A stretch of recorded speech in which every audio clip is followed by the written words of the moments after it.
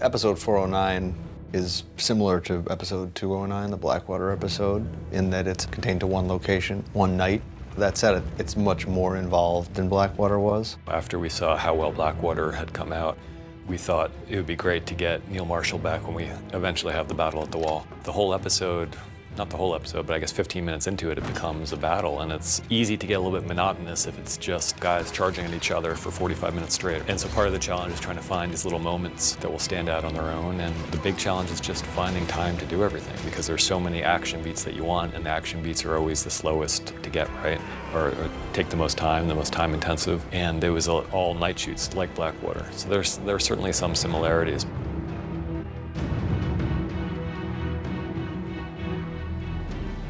Our vows never specifically forbid intimate relations with women.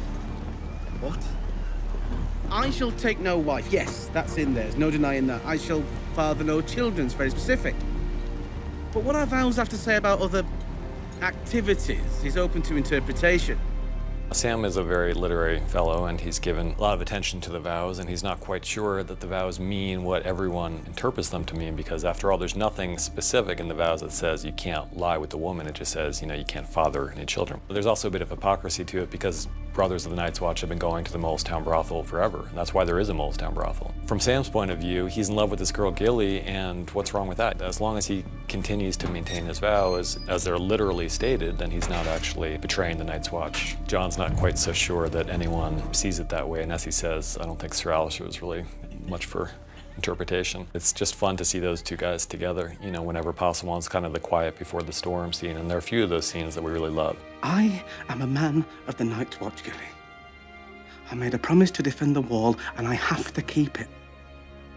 Because that's what men do.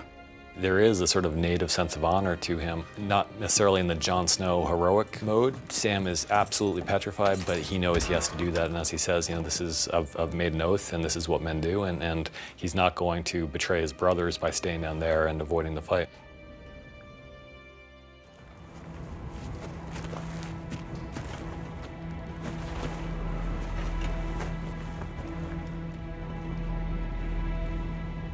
They held the gate.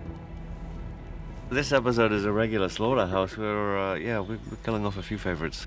Gren goes out again with great heroism. That him and his small party face off against a giant. Although they lose, they do kill the giant as well, so they do save the day and protect the gateway to Castle Black and the south. They do a very noble deed.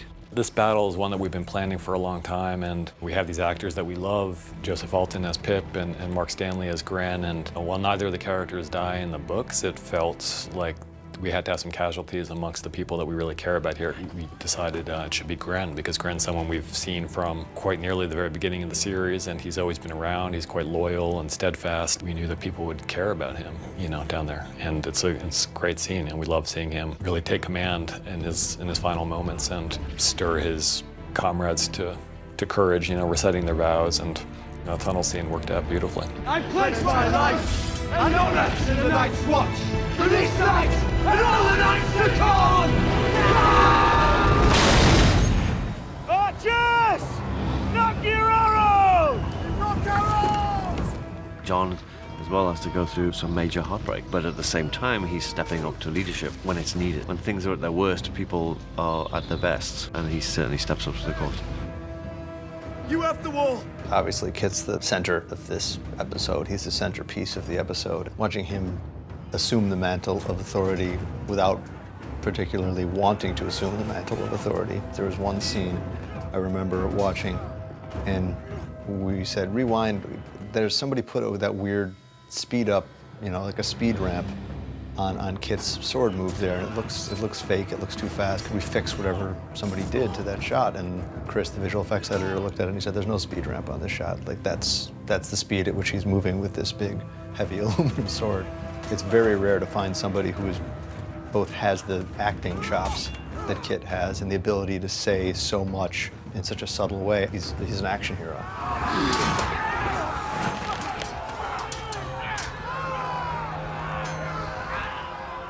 When Ygritte sees John, who she's talked about killing many, many times over the course of this season, she hesitates. It harks back to the first episode of the season where Tormund says, I've seen you slip a shaft through a rabbit's eye or a fawn's eye from 400 yards. She's kind of a prodigy with the bow, and she had a fairly close shot at Jon Snow at the end of season 3. As much as she feels betrayed by Jon and as much fury as she feels, there's also real love there. She has the opportunity here in the courtyard, and she doesn't take it. Obviously, we have a major moment in this episode with the loss of the grief that we did the kind of build up to it, but I knew I didn't want to get into that particular scene until, it needed to be fresh. It needed a new day to get into that, because it's going to be emotional, it's going to be tough.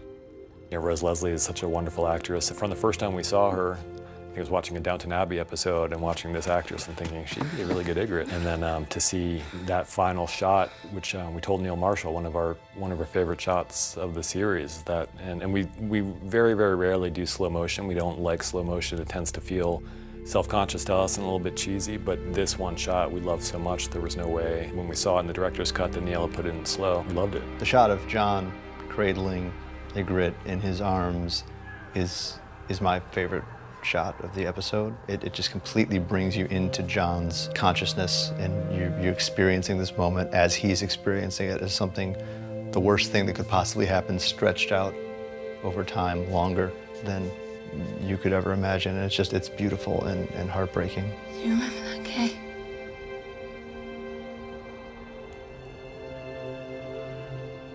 I should have stayed in that cave. I think the idea that Ygritte is gone from the world is almost as difficult for Jon as the idea that Rose Leslie is no longer on the show is difficult for us.